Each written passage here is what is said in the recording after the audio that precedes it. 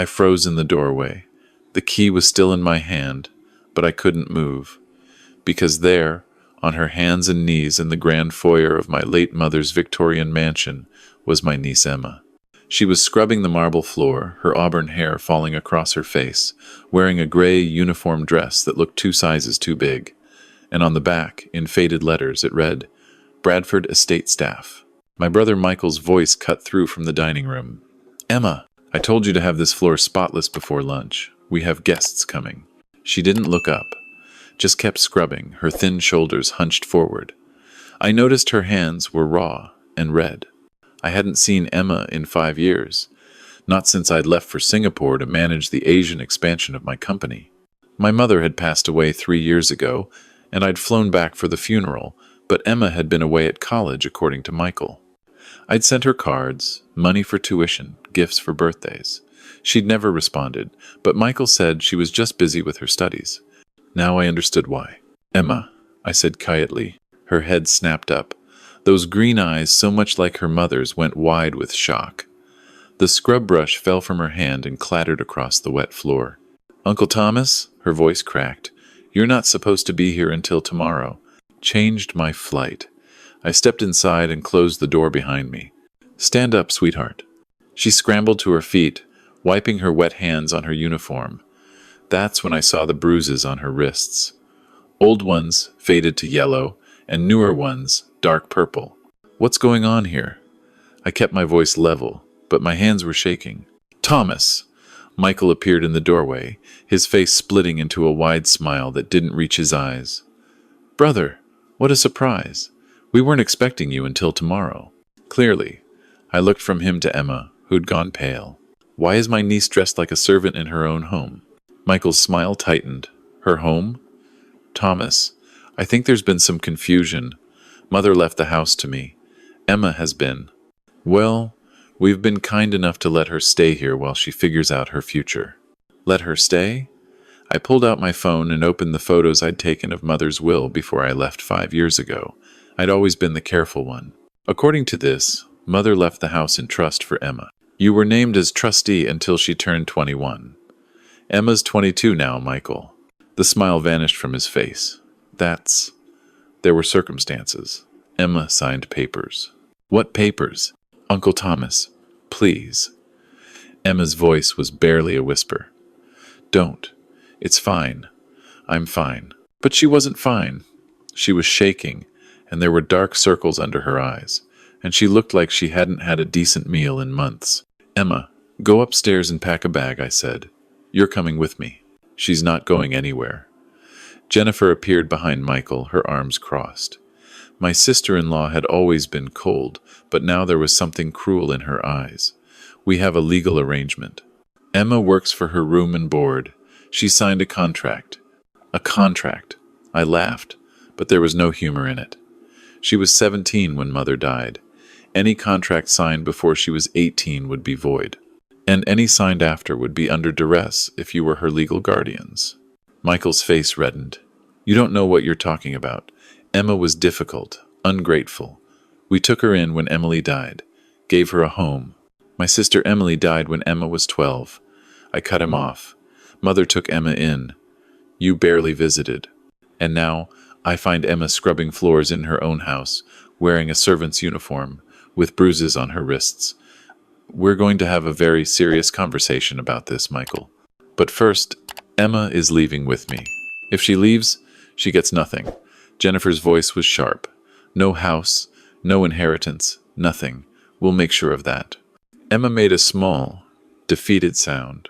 Actually, I said calmly, if she leaves, I'll be making some calls. To the police about those bruises. To a lawyer about financial exploitation of a minor and now a young adult. To the IRS about whether you've been paying Emma wages for this work arrangement. And to the Portland Tribune because I think they'd be very interested in how the Bradford family has been treating Emily's orphaned daughter. The silence that followed was profound. Get your things, Emma, I said quietly. I'll wait right here. She looked at Michael, then at Jennifer. Whatever she saw in their faces made her decision for her. She nodded once and hurried toward the stairs. You're making a mistake, Michael said. You don't know what she's like. She's lazy, ungrateful. Stop. I held up my hand. Just stop. I'll be back tomorrow with lawyers. We're going to sort through every document, every piece of paper related to this house and Mother's estate. And Michael? If I find out you've been stealing from Emma, I won't just sue you. I'll make sure everyone in Portland knows exactly what kind of man you are. He opened his mouth to respond, but a sound from upstairs stopped us all. Music. Piano music, but not from a recording. Someone was playing, and playing brilliantly. Chopin, I thought, though I'd never been good with classical pieces. Michael's face went white. "Lucas, no! Stop that right now!" But the music continued, flowing through the house like water. It was beautiful and heartbreaking, played with a skill that seemed impossible. "Who's Lucas?" I asked. "My son." Jennifer's voice was tight. "He's supposed to be doing his homework, not wasting time on that piano." "That's not wasting time. That's extraordinary talent." "It's a distraction," Michael snapped. "The boy needs to focus on his grades, on getting into a good business school, not on silly dreams about music." The piano suddenly stopped. Footsteps thundered down the stairs, and a teenage boy appeared. He was thin, with dark hair and his father's eyes, but there was something haunted in his face. "Sorry, Dad," he mumbled. "I forgot Emma's old piano was still here. I just wanted to get back to your room." Michael's voice was cold. "We'll discuss this later." Lucas's eyes met mine for just a second. There was a desperate plea in them before he turned and ran back upstairs. Emma appeared at the top of the stairs with a small duffel bag. She looked at the spot where Lucas had been standing, then at me. "Ready?" I asked. She nodded and came down the stairs, moving quickly, like she was afraid Michael might physically stop her. As we walked to my car, I could feel them watching from the window. I put Emma's bag in the trunk and opened the passenger door for her. "Uncle Thomas," she said as I started the engine, "there's something you should know. About Lucas." "I'm listening." "He's amazing. At piano, I mean. He's been playing since he was 6. And he's just he's gifted. Really gifted. But Michael and Jennifer hate it. They think it's a waste of time. They've forbidden him from applying to any music schools. They want him to go to Wharton, like Michael did. And what does Lucas want? He wants to go to Juilliard. He got accepted, Uncle Thomas. Full scholarship. But they won't let him go. They told him if he chose music over business, they'd disown him. I thought about that haunted look in the boy's eyes. How old is Lucas? 16. He turns 17 next month. Still a minor, then. Still under their control. "Tell me everything," I said. "Start from the beginning. From when Mother died." So she did. And with every word, my anger grew colder and more focused. Mother had indeed left the house to Emma in trust. But when Emma turned 18, Michael had presented her with papers that he said were standard trust documents that she needed to sign to take possession. Emma, grieving and alone, had signed without reading them carefully. Those papers had somehow transferred control back to Michael for management purposes. For the past 4 years, Michael and Jennifer had treated Emma like an employee in her own home. They'd taken away her bedroom and given her a tiny room in the attic. They'd made her cook, clean, and serve them and their guests. They'd told anyone who asked that Emma was staying with them while she figured out her life. "Why didn't you leave?" I asked. "Why didn't you call me?" Emma's voice was small. "They said you wouldn't believe me. That you'd think I was just a spoiled kid who didn't want to work. And they said if I left, they'd sell the house immediately, and I'd never get it back. It was the last thing I had of Mom's, Uncle Thomas. I couldn't let them take it." "And your art?" I asked, remembering the paintings I'd seen in her room when she was younger. Emma had always been talented. She laughed bitterly. "I'm not allowed to paint anymore. Jennifer said it was too messy and pretentious. All my supplies are locked in the basement." We drove in silence for a moment. I was staying at the Heathman Hotel downtown, and I pulled into the parking garage before I spoke again. "Emma, I'm going to fix this. All of it. But I need you to be honest with me about everything. The bruises on your wrists, how did you get them?" She pulled her sleeves down. "Sometimes, if I didn't clean something well enough, or if dinner wasn't ready on time, Jennifer would.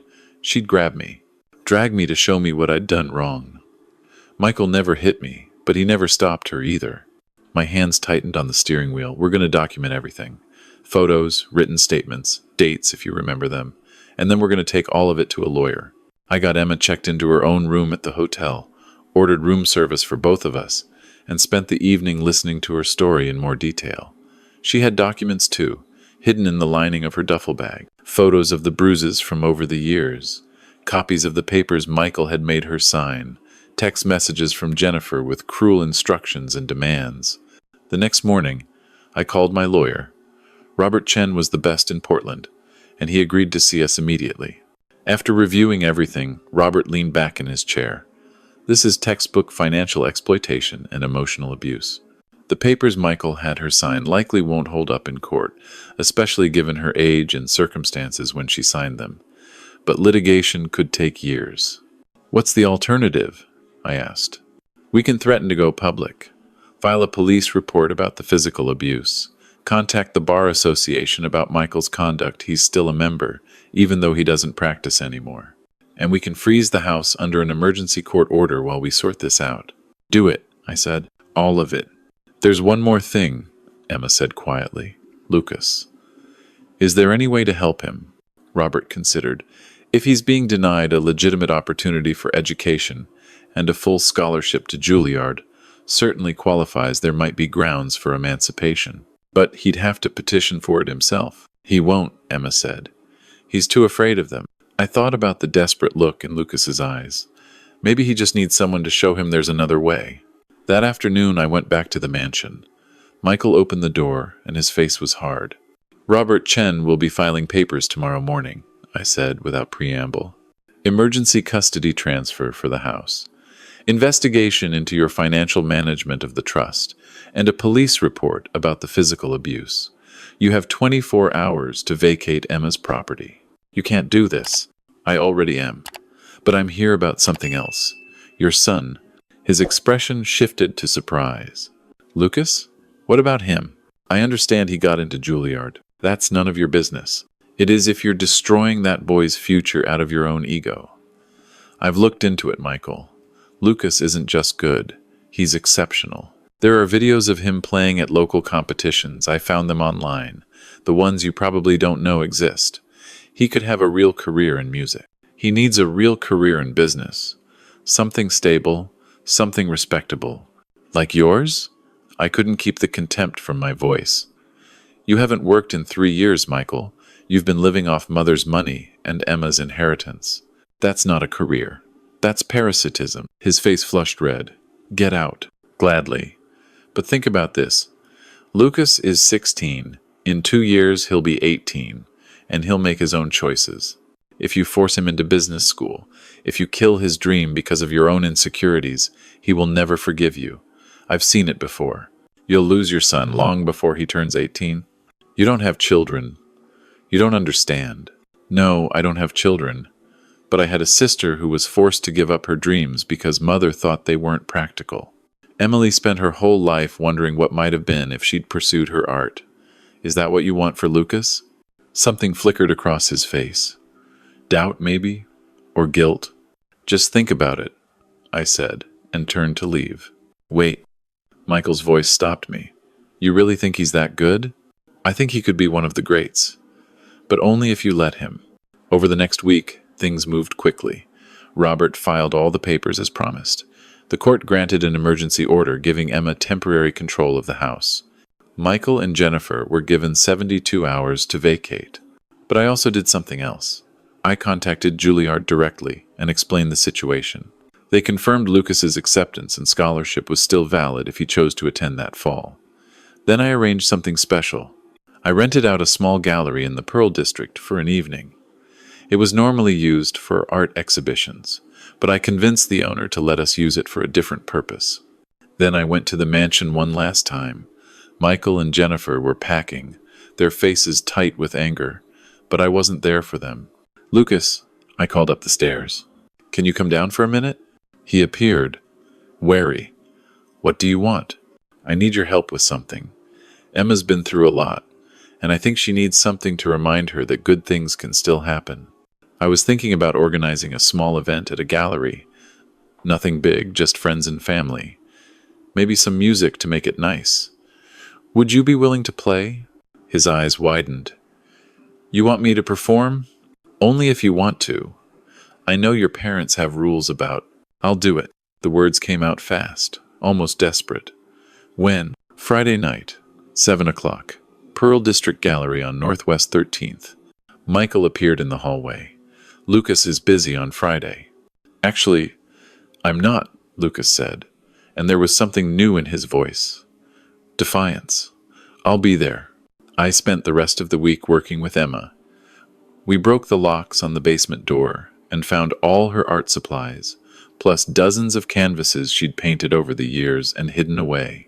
They were remarkable, expressive, emotional, technically skilled. Emma, these are incredible.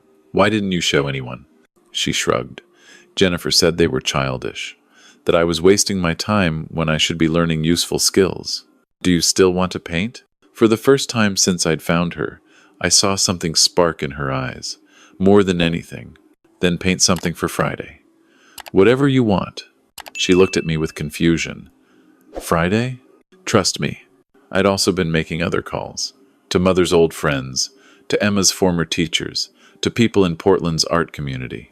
I told them I was hosting a small exhibition for my niece, a talented young artist who'd been unable to pursue her work for several years. Several said they'd come. On Friday evening, the gallery was transformed. Emma had created 3 new paintings that week, working almost around the clock. They hung on the walls alongside the best of her older work. They showed pain and resilience, darkness and light. They told her story without words. The piano had been set up in the center of the gallery. Lucas arrived early, his hands shaking as he touched the keys. I haven't performed in 3 years, he admitted. Dad forbade it after my last competition. Then it's time, I said simply. People started arriving. Mother's friends, Emma's old art teachers, local gallery owners I'd contacted, more than I'd expected. Emma stood near her paintings, overwhelmed and nervous in a new dress I'd bought her. Then Michael and Jennifer walked in. Emma grabbed my arm. What are they doing here? I invited them, I said quietly. They need to see this. Michael's face was unreadable as he looked at Emma's paintings. Jennifer's was set in its usual expression of disdain. Lucas stood frozen by the piano, all the color drained from his face. I walked to the center of the gallery and raised my voice slightly. Thank you all for coming. We're here tonight to celebrate 2 remarkable young talents who've been hidden away for far too long. First, I'd like you to see the work of Emma Bradford, my niece. She's been painting since she was 8 years old, and despite not having access to her supplies for 4 years, she's created these pieces in just 1 week. People moved closer to the paintings, studying them. I heard murmurs of appreciation, saw heads nodding. And now, I continued, I'd like you to hear Lucas Bradford play. Lucas is 16 years old, and he was recently accepted to Juilliard with a full scholarship. This will be one of his first public performances in 3 years. I looked at Michael. His jaw was tight, his hands clenched at his sides, but he didn't leave. Lucas sat at the piano. His hands hovered over the keys for a moment. Then he began to play. It was the same Chopin piece I'd heard at the mansion, but somehow it sounded different here. More free, more passionate. Lucas poured everything into it all, his frustration, his fear, his hope. The gallery fell completely silent except for the music. When he finished, there was a moment of absolute stillness. Then everyone started clapping. Not polite applause, but genuine, enthusiastic appreciation. Lucas's eyes were wet with tears. He looked at his father, and I saw the question there. Do you understand now? Michael's face had changed. The hardness was gone, replaced by something I couldn't quite read. He walked toward Lucas slowly, and I tensed, ready to intervene. But Michael stopped in front of his son and said quietly, That was extraordinary. Lucas stared at him. Dad? I was wrong. Michael's voice cracked. I've been so focused on what I thought your life should be that I didn't see what it could be. You're brilliant, Lucas.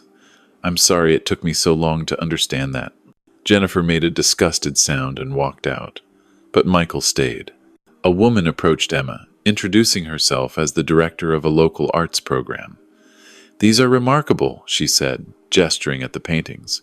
Have you considered applying to an arts program? I think you'd be a strong candidate for several scholarships. Emma looked at me. tears streaming down her face. I nodded encouragement. "I'd like that," she whispered. That night, after everyone had left, Emma, Lucas, Michael, and I sat in the gallery among the paintings. "I need to say something," Michael began. He looked at Emma. "What Jennifer and I did to you was unforgivable. I told myself we were helping you, that you needed structure and discipline. But the truth is, I was angry. Angry that Mother left you the house. Angry that you reminded me of Emily and all the ways I'd failed as a brother. I took that out on you. And I'm sorry. I know that doesn't fix anything, but I am genuinely sorry." Emma didn't respond immediately. When she did, her voice was steady. "I appreciate the apology, but I don't think I can forgive you yet. Maybe someday, but not now. You and Jennifer hurt me for 4 years. You made me believe I was worthless, that my art was worthless, that I deserved to be treated like a servant in my own home." Michael nodded, his eyes on the floor. "I understand, but," Emma continued, looking at Lucas, "I do think you're making the right choice about Lucas. Let him go to Juilliard. Let him be who he's meant to be." "I will," Michael promised. He looked at his son. "We'll need to talk more about this, about everything. But Lucas, if Juilliard is what you want, then we'll make it work." Lucas's face transformed with hope. "Really?" "Really." Michael left shortly after, walking out into the Portland night, like a man who'd lost something he hadn't known he valued. 3 months later, I stood in Emma's new apartment, her real apartment, in the mansion that was legally hers again. The house had been professionally cleaned, repaired, and redecorated. Emma's studio took up the entire 3rd floor, with north-facing windows that gave her perfect light for painting. She'd been accepted into the Pacific Northwest College of Art with a partial scholarship. The rest I was helping with, gladly. Lucas had moved into the mansion too, not because he had to, but because Michael had asked Emma if Lucas could stay with her during his senior year of high school. Michael and Jennifer were divorcing. It turned out that Jennifer's cruelty had extended beyond Emma, and Michael had finally opened his eyes to what his marriage had become. "Uncle Thomas," Emma said, putting down her paintbrush, "I've been working on something for you, to say thank you." She turned the canvas around. It was a portrait of me, but not just me. Behind me, she'd painted shadows of other figures. Mother, Emily, Lucas. People I'd protected, people I'd loved, people I'd fought for. "It's called The Guardian," she said, "because that's what you are. You came back when we needed you most." I felt my throat tighten. "Emma, I'm sorry I wasn't here sooner. If I'd known—" "You're here now," she interrupted. "That's what matters." From downstairs I heard the piano. Lucas was practicing, preparing for his audition for Juilliard's summer program. The music floated up through the house, filling it with beauty. "You know what the best part is?" Emma asked. "This house used to feel like a prison. Now it feels like home again." I looked around at the bright, airy space, at Emma's paintings covering the walls, at the life and color and hope that had returned to this place. "Your mother would be so proud of you," I said, "and so would your grandmother." Emma smiled, and for the first time since I'd found her on her knees in that foyer, it was a real smile, one that reached her eyes and lit up her whole face. "I know," she said simply. "I can feel them here. I think they've been here all along, waiting for someone to set us free." She picked up her paintbrush again, and I watched as she added more color to the canvas. Outside, Portland was alive with summer evening light. Inside, 2 young people who'd been trapped for years were finally pursuing the dreams they'd been told were impossible. And I thought about my sister Emily, who'd given up her art, about my mother who'd tried to make amends by leaving Emma this house, about all the dreams that get buried because someone decides they're not practical or respectable or good enough. Sometimes, I realized, the greatest gift you can give someone isn't money or property or even love. Sometimes it's simply permission to be who they were always meant to be. Lucas's music swelled, reaching a crescendo. Emma added a final stroke of gold to her painting. And I stood there in that house that had seen so much pain and was now witnessing so much healing, and I felt something I hadn't felt in years. Peace. The next morning, I got a call from Robert. The legal case against Michael had been settled. He'd agreed to pay Emma restitution for the 4 years of unpaid labor, plus damages for emotional distress. It wasn't about the money Emma had told me she didn't want to bleed him dry, but it was about acknowledgement, about justice. There's one more thing, Robert said. Michael's asked if he can attend Emma's first official gallery showing next month. He wants to bring Lucas's acceptance letter from Juilliard framed. I relayed the message to Emma. She thought about it for a long moment. Tell him he can come, she finally said. But he stays for the whole thing. And he listens when people talk about the paintings. Really listens. I'll let him know. The gallery showing was everything Emma had dreamed of. Her paintings sold. Gallery owners expressed interest in her future work, and the local press wrote a beautiful piece about the young artist who'd overcome adversity to pursue her passion. Michael came, as promised. He stood in front of a painting Emma had titled Captive, a self-portrait of her in that gray servant's uniform, but with bright colors exploding from her hands like she was breaking free. I see it now, he said to me quietly. What I did to her. What I almost did to Lucas. The question is, what are you going to do about it? He didn't answer immediately. Then he said, I've been looking into art therapy programs, places where abuse survivors can use creativity to heal.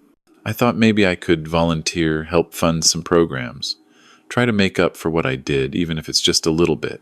It wasn't enough. It could never be enough. But it was a start. 6 months later, I sat in the audience at Juilliard's winter concert series. Lucas was performing as a guest artist, the youngest person invited to play that season. He'd enrolled in their summer program and had been so exceptional that they'd invited him back for several master classes during his senior year. Emma sat beside me, sketching on a pad. She was documenting Lucas's journey in a series of paintings for his graduation gift. When Lucas walked onto that stage and sat at the grand piano, I thought about the scared, haunted boy I'd first seen at the mansion. This was a different person. Confident, passionate, free. He played Rachmaninoff that night, and it was transcendent. After the concert, we met Lucas backstage. He was surrounded by people congratulating him, professors and students alike. But when he saw Emma and me, he broke away and came straight to us. You came, he said, and hugged us both. Wouldn't have missed it, Emma said. You were incredible. I couldn't have done this without you two, without Uncle Thomas coming back, without you letting me stay at the house, without his voice broke, without someone finally believing in me. Michael hadn't come to New York. Lucas had invited him, but Michael had declined, saying it was too soon, that Lucas needed to have this triumph without his father's presence complicating it. I thought that was probably wise. But as we stood there in the backstage area of one of the world's most prestigious music schools, with Lucas's future bright before him, I realized something. This story wasn't really about me being a hero. It wasn't about me swooping in to save the day. It was about two young people who'd survived years of being told they weren't good enough, weren't worth investing in, weren't allowed to dream, and who, when given the smallest opportunity, the tiniest bit of support, had flourished beyond anyone's expectations. Sometimes all people need is someone to see them, really see them, for who they are and who they could be. Emma and Lucas had always been brilliant. They'd always been talented. They'd always been worthy. They just needed someone to remind them of that truth. And now, watching Lucas shine on that stage in New York, and knowing Emma was preparing for her second gallery show back in Portland, I understood what my mother had been trying to tell me when she left Emma that house. Home isn't just a building. It's the place where you're allowed to be yourself, where your gifts are celebrated, not suppressed, where you're loved for who you are, not who someone thinks you should be. Emma had found that home again. Lucas was building his. And me? I'd found my purpose in helping them reclaim what had been stolen. As we left the concert hall that night, Lucas said, I'm playing at Carnegie Hall next year. Full concert. They've asked me to be part of their Emerging Artists series. Emma squeezed his hand. We'll be there. Front row. Actually, Lucas said, and there was mischief in his eyes, I was hoping Emma might create the poster art for it. They said I could choose the artist. Emma's eyes widened. Seriously? Seriously. You're the best artist I know. And besides, we're a team, right? We got through the worst together. Might as well celebrate the best together, too. I watched them walk ahead of me, these two young people who'd been through so much and come out stronger, who'd been told their dreams didn't matter and had proven everyone wrong. And I thought, this is what victory looks like. Not just justice served or wrongs righted, but futures reclaimed, dreams resurrected, lives lived fully and freely. Sometimes you have to lose everything to find what really matters. Sometimes you have to leave home to understand what home should be. And sometimes, if you're very lucky, you get to help someone else find their way back to themselves. That night, as I flew back to Portland, I looked out the window at the lights below and thought about Emma and Lucas, about Michael, trying to rebuild his relationship with his son, about Jennifer, who'd left Portland entirely and was out of their lives for good. I thought about my sister Emily and how proud she'd be of her daughter, about my mother, whose final gift had been the house that became Emma's sanctuary and launching pad. And I thought about all the other Emmas and Lucases out there, young people with extraordinary gifts being told they're not good enough, being exploited, controlled, diminished. I couldn't save them all, but I'd save 2, and those 2 would go on to create beauty in the world, to inspire others, to prove that talent and passion and dreams matter. Maybe that was enough. Maybe that was everything.